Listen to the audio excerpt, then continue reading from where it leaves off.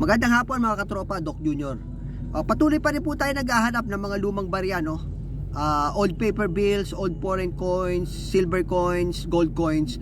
So patuloy pa rin po kami naghahanap niyan at binibili po namin sa iba't ibang halaga. Sa ngayon po ang hinahanap po namin, baka meron po kayo na itatago, no? Yung Dr. Jose Rizal, no? Na black tone. Yung black tone po na Dr. Jose Rizal, binibili po namin ng 3,000 ang isa. Black tone po ganito po yung black tone. Ayan. Ayan. Ganyan. Yan. So ito po, naging black tone po ito dahil po sa katagalan, no?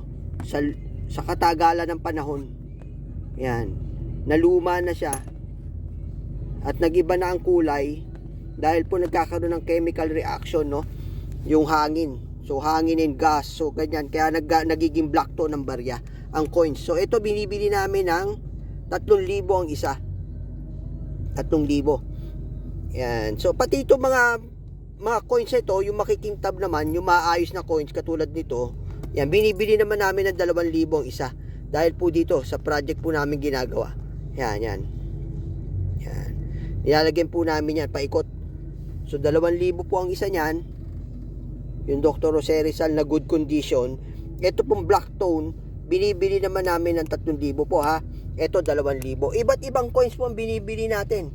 So meron po ditong 300, 500, 1,000, 2,000, 3,000. Binibili po namin sa iba't ibang presyo. Yan. Kaya baka meron po kayo, no? Yan. Dahil po yan sa mga upcoming project na ginagawa namin na kaya kami namimili. So iba't ibang project po ang ginagawa namin mga katropa.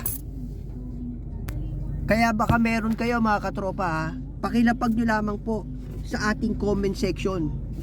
At doon po kami mamimili, no, na magbibigyan namin ng oportunidad na bilhin ang coins.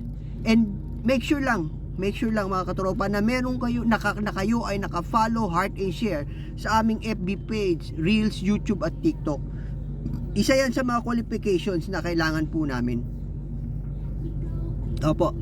And remind you guys wala tong value. Nagkakaroon lang ng value dahil po dun sa mga upcoming project na ginagawa namin. Okay, at the same time, gusto po namin kayo matulungan kasi tinago nyo po na mahabang panahon yan Tapos kailangan namin. Di ba? Kailangan may value siya. Ibebenta din po kasi namin to. Kapag ka nakumpleto namin tong buong frame na to na ginagawa namin, no?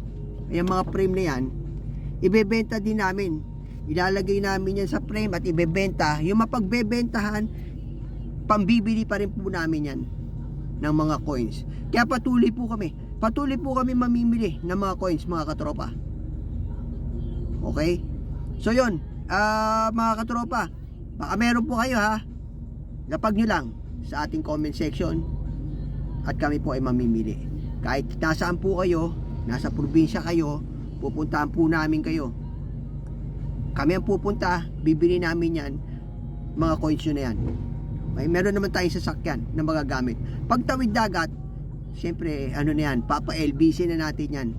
O mga delivery courier, babayaran namin yung mga delivery fee.